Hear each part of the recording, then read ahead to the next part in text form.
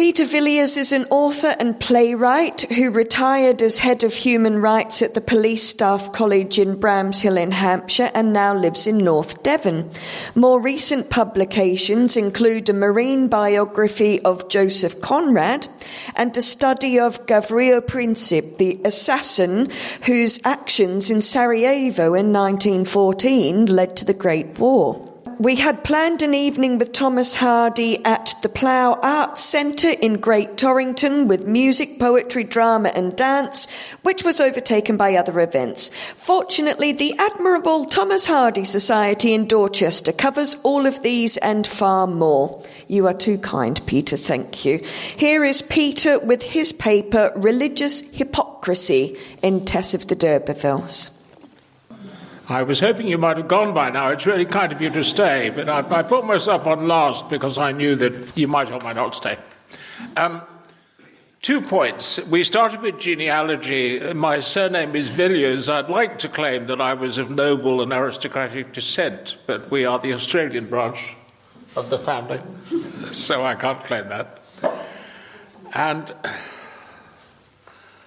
if I were to be introduced to any society, I would say Villiers 491734, captain.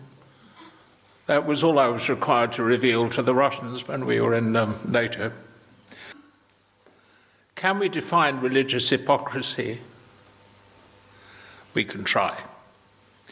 Let me start with the definition. When I was an undergraduate, I walked into the bookshop and saw a book by Albert Camus called What is a Rebel? You can still hear me at the back? And I thought that looks interesting, so I bought that and read the first sentence, and then I put the rest of it aside. And he says, a rebel is a man who says no. And I thought about that quotation for some reason before I gave this talk. And I thought, what is an hypocrite? And I think an hypocrite is someone who says yes. So I'll leave that thought with you, though I'm going to say a tiny bit more. To be a hypocrite is to pretend to be what one is not. And the term is often applied to refer to someone who pretends to believe in something, a creed, a dogma, an ideology, in which he or she does not in fact believe. And a second thought for you to think about is, how do we really know what someone believes? If someone says they're a Christian or a Hindu or whatever it may be, are they really? What does it mean? What counts as proof? What counts as disproof? And I would suggest there's a particular problem here with religious hypocrisy in the Christian religion, because there are almost 2 stages anyway. Firstly, you proclaim a belief. I am a Christian, let's say. I am a Christian parson. I believe in the resurrection and all that sort of thing. But then you could be tested on that in one sense. You can't be tested on what you believe, but you can be assessed in how you behave. And this brings us back to Tess the D'Urbervilles and the very erudite speakers we've had today, because it seems clear to me, at any rate, that some of the people in Tess the D'Urbervilles who profess Christianity officially by their status as priests, for example, don't actually demonstrate that faith in their actions. If I were to go back to being Villiers 491734, captain and so on, I would say that Cuthbert and Felix, I think are their names, are 2 of the most despicable creatures in the history of literature. They are Angel's older brothers, if I recall, and I would have them shot. Thank you. I meant that. As being unnecessary and hypocrites, but actually they're not hypocrites.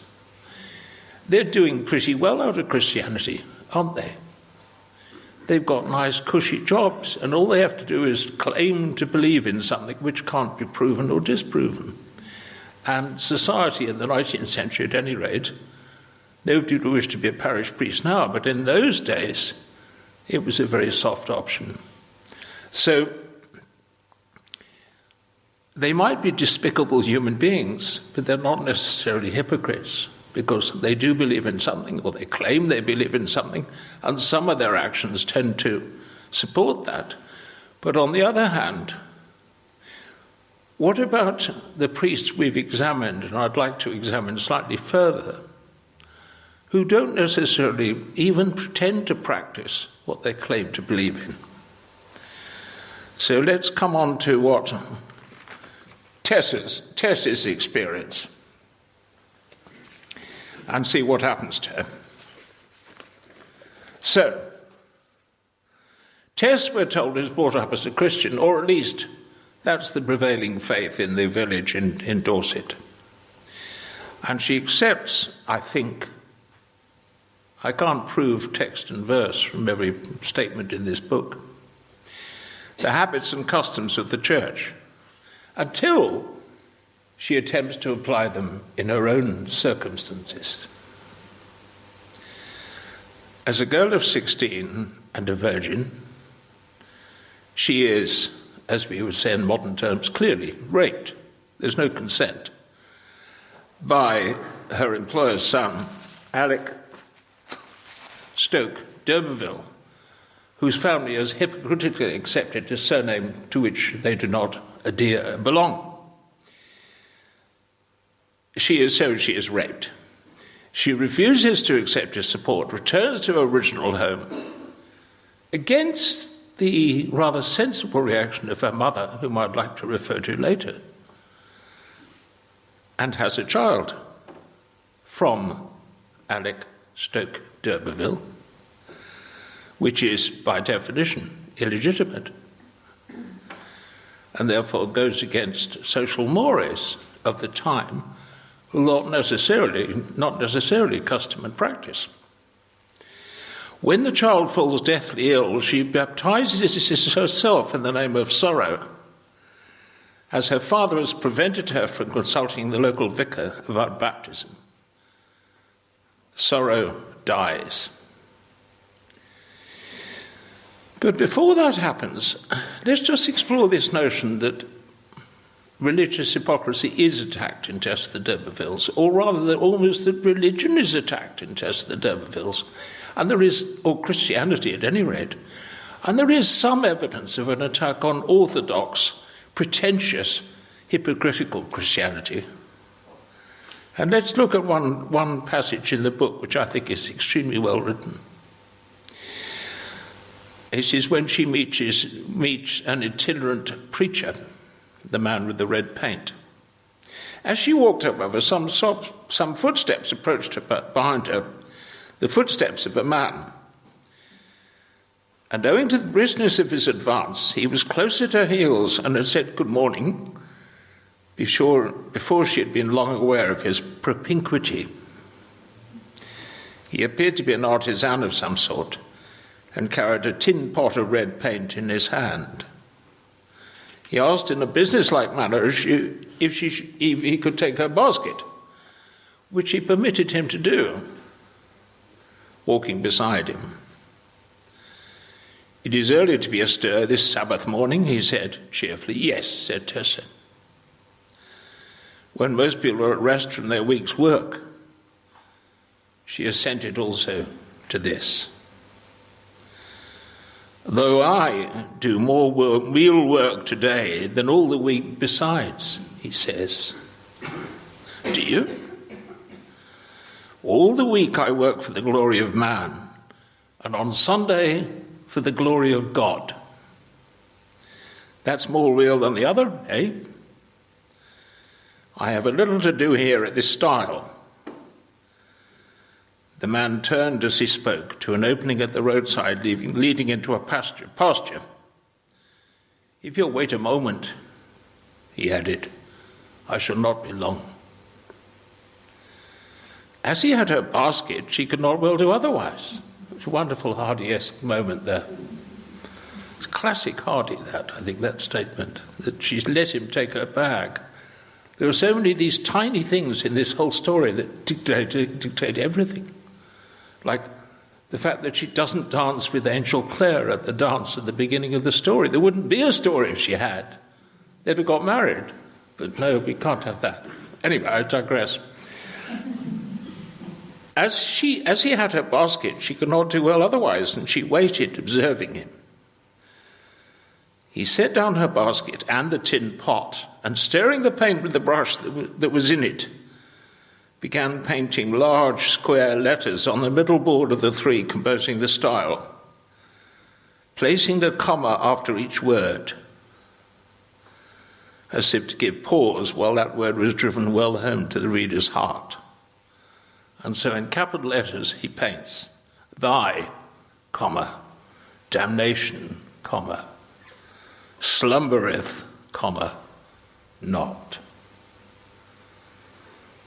Now the queer question, apart from the fact this man is clearly mad, is he an hypocrite? Not necessarily. Perhaps he believes it. But does he believe that this applies to he himself? Well, we don't know. But he may conveniently find, he may be one of these people who finds that this is for other people. She says, having finished his text, he picked up her basket and she mechanically resumed her walk beside him. She says, "Do you believe what you paint?" She asked in low tones. Believe that text? Do I believe in my own existence? But, said she tremulously, thinking no doubt of Alec d'Urberville's activities, suppose your sin was not of your own seeking? He shook his head. The painter, I cannot split hairs on that burning query. What a wonderful theological answer. I have walked hundreds of miles this past summer, painting these texts on every wall, gate, star and stile, the length and breadth of this district. I leave their application to the hearts of the people who read them. I think they are horrible, said Tess. Crushing. Killing.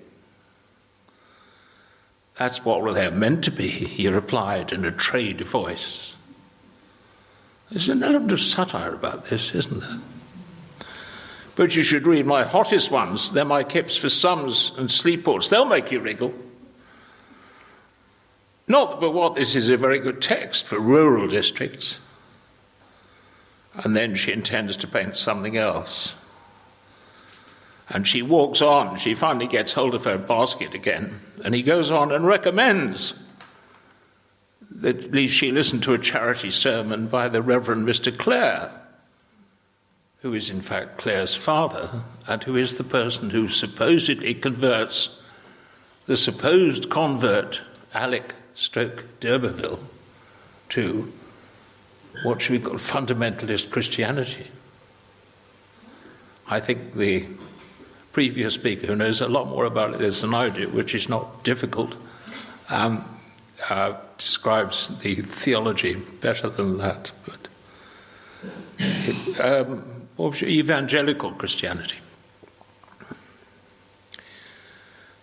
And so the painter says, Mr. Clare, about him, I'm not of his persuasion now, but he's a good man, and he'll expound as well as any parson I know, 'twas he began the work in me. But Tess did not answer. She throbbingly resumed her walk, her eyes fixed on the ground in front of her. Pooh, I don't believe God said such things, she murmured contemptuously when her flush had died away. Then she arrives home. This is a killing passage in this story. The relationship with her mother.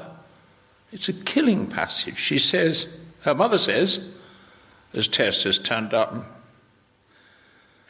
and as, of course, her father is still in bed, drunken sot that he is. Well, my dear Tess, explained her surprised mother, jumping up and kissing the girl. How be ye? I didn't see you till you was in upon me. Have you come home to be married? Oh dear. No, Tessa says, "I have not come home for that, Mother." This is a deeply ironic comment. This is the mother who failed to give her daughter any sensible advice about birth control or whatever they did in rural Dorset 100-something years ago, but she didn't give her any advice at all, except to almost imply that it'd be a jolly good thing if she went and voted for these supposedly aristocratic relatives. And the mother clearly believes in something, because she almost implies that if her daughter could snag Alec, I think she uses a word like snag, then, and if she let him have his way, as no doubt she would have said, and if she became pregnant, then that would be to the daughter's advantage. So that is her view of the world. It's a sort of pragmatic morality, isn't it? It's not a bad point of view in some ways, but it's not one that Tess would support, or possibly Hardy, but I don't know about that. We then come on to the part where Sorrow has died, and she has a discussion with the priest, which was mentioned by the previous speaker very well, but the actual detail is interesting. She meets the new vicar by accident, after Sorrow has died. And she says, I should like to ask you something, sir. He expressed his willingness to listen. And she told the story of the baby's illness and the extemporized ordinance. She christened him herself with her brothers and sisters watching. And now, sir, she addressed him earnestly. Can you tell me this? Will he be just the same for him as if you had baptized him? And now we have the best comment in the whole of Tess, the D'Urbervilles. This is pure Hardy. Well, who else would it be? Having the natural feelings of a tradesman and finding that a job that he should have been called in to do had been unskillfully botched by his customers amongst themselves, he was disposed to say no. Can't you just totally understand that comment? Someone else is pretending to be a parson. What's going on here? That's my job. I get paid for that. I was trained for it. I've been to theological college. What is this girl up to? Yet the dignity of the girl, the strange tenderness in her voice, combined to effect his noblest impulses, or rather those that had left in him after 10 years of endeavour to grasp technical belief on actual scepticism. The man and the ecclesiastic fought within him, and the victory fell to the man. So the priest is almost human. My dear girl, he said, it will be just the same. Then, will you give him a Christian burial? She asked quickly. The vicar felt himself cornered. Hearing of the baby's illness, he had conscientiously gone to the house after nightfall to perform the rite, i.e. christening, and unaware that the refusal to admit him had come from Tess's father and not from Tess, he could not allow the plea of necessity for its irregular administration. This is still baptism. That's another matter, he said. That's another matter. Another matter? Why? Asked Tess, rather warmly. Well, I would willingly do so if only we too were concerned. There's a stench of hypocrisy here too. But I must not, for certain reason. Just for once, sir, really I must not. Oh, sir, she seized his hand as she spoke. He withdrew it, shaking his head. Then I don't like you, she burst out. What a wonderful girl. And I'll never come to your church no more. Don't talk so rashly. Perhaps it will be just the same to him if you don't. Will it be just the same? Don't for God's sake speak as saint to sinner, but as you yourself to me, myself, poor me.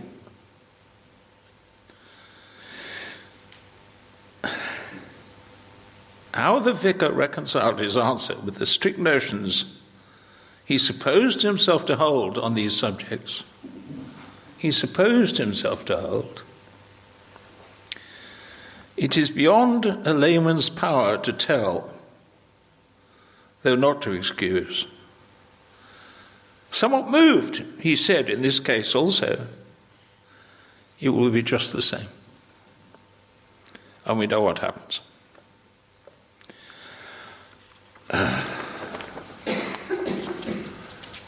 Angel Clare appears in the story. I won't take much longer, except to refer back to the conversation which has already been mentioned, because it contained this wonderful phrase.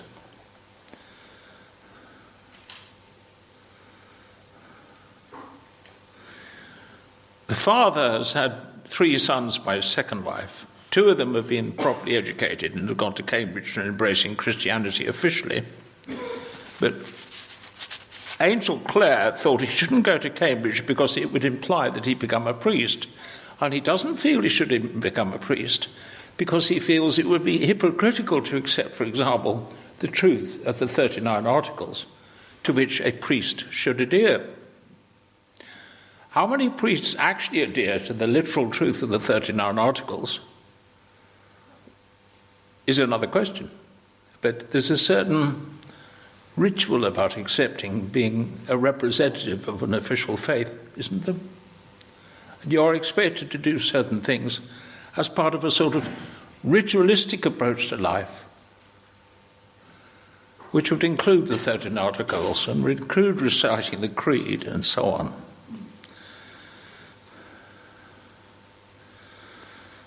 And so Angel expressed his doubts, and his father is horrified that he's brought up a son who isn't as he expected. And the straightforward and simple-minded vicar is horrified. He's stultified, shocked, and paralyzed. And if Angel were not going to enter the church, what was the use of sending him to Cambridge? What a wonderful question.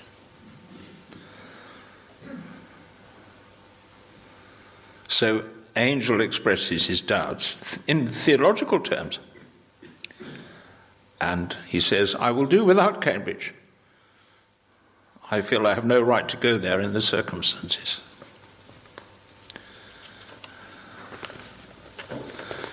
Well, I've gone over some ground that we've already explored, and you've been very patient, so I want to finish my contribution to this excellent day by saying just a word or two about the supposed villain of the story.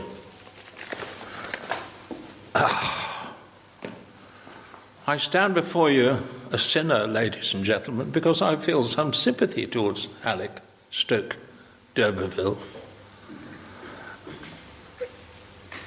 Every story needs a villain, and he's actually quite a good one. I began by giving you my army number. In the officers' mess, there were lots of people like Alec d'Urberville. They could be very good soldiers or officers. They had that sort of panache which he displays, which isn't part of evangelical Christianity or anything else, but it's part of being human. And he treats Tess very badly. He rapes her. What could be worse, apart from raping her and murdering her? And then, in his sort of pseudo-upper-class way, he offers to pay for it. Well, that isn't quite so much hypocritical as conventional behaviour, which is what ticks along and keeps most of us going, isn't it? I'm putting forward a case here that I can't really argue. But in summary, what are we to make of Alec Stoke d'Urberville, Tess's original rapist and the father of her child? What indeed? At first, a thoroughgoing villain who recognises that he has done wrong, in inverted commas, because his view of morality is what you can get away with. He is prepared to recognise it to the extent that he is prepared to pay. And as the story progresses, amazingly, we learn that he is converted to a sort of evangelical Christianity, under the influence of Angel's father, no less, and has become an itinerant preacher, determined to make up for his past misdeeds. Also, he says, repeatedly. And so, Hardy comments on this in what I believe is called his authorial voice. And he says, well, that's part of religion, that you can be the greatest sinner may make the greatest saint, and that people can change, and that you're not necessarily born to be evil throughout your life, and possibly Angel's conversion to Christianity is genuine. But, 3 comments. 1,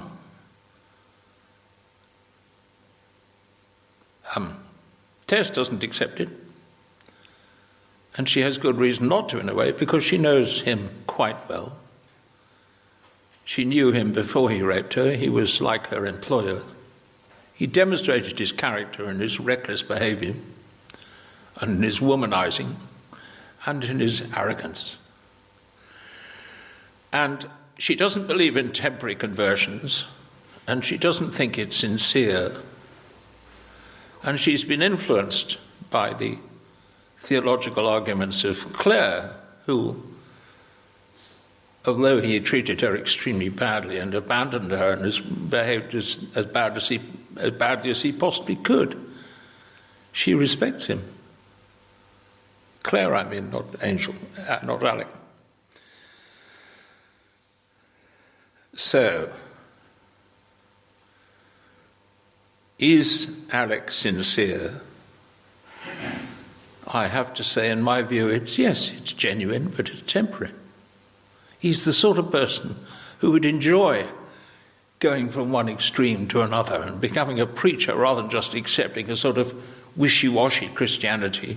He wants to be there. He wants to be the man. He wants to be out in front. That's my interpretation, doesn't he? And therefore he's prepared, on the face of it, to reject everything he's done and become a super good human being, except really it isn't genuine. In our view, it is a genuine but temporary conversion, and the essential Alec remains the same. Does he then deserve his fate to be murdered? Richly. For Tess is not an hypocrite. Thank you very much.